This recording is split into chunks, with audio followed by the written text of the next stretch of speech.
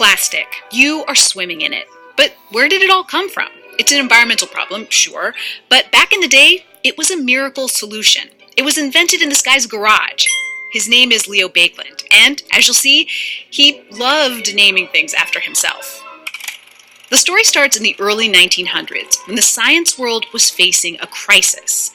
Scientists had started messing around with electricity, and it was about to make life better for pretty much everyone.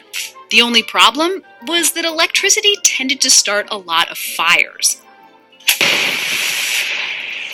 They had all these sockets and wires, and they needed some kind of insulation. So they turned to nature for ideas, specifically bugs.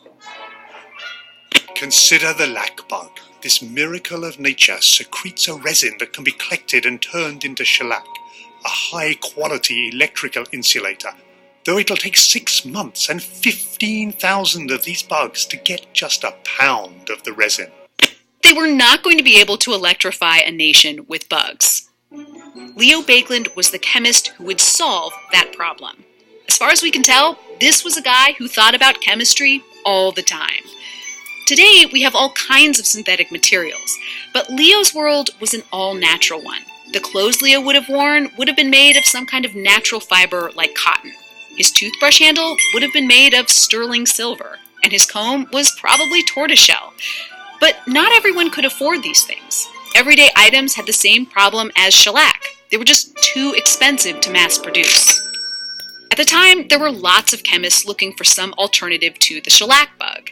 And there was this one very abundant substance, oil. It was mostly being used to make kerosene for lighting purposes.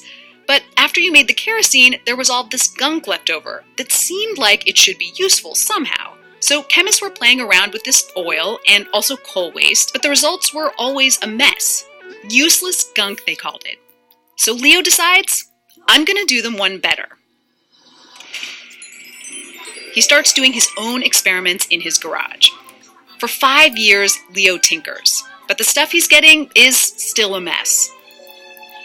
And then he realizes he needs a special oven that will give him precise control over the temperature and the pressure, but nothing like that exists. This might have stopped other chemists, and actually did stop other chemists, but it doesn't stop Leo Baekeland. Out in his garage, he builds his special oven.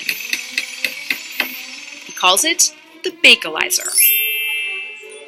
One day in 1907, he prepares his latest mixture. He takes phenol, which you can get from oil or coal tar, adds formaldehyde, and combines them in a test tube and puts them in the Bakeliter. When he opens it up, he finds this hard amber-colored material, molded in the shape of the test tube. He had just made plastic in a lab for the first time, and he calls it Bakelite.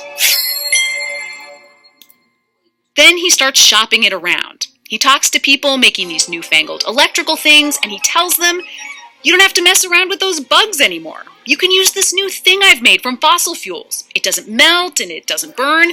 You can use it for insulating those electrical sockets, or whatever. He also talks to the Ford company.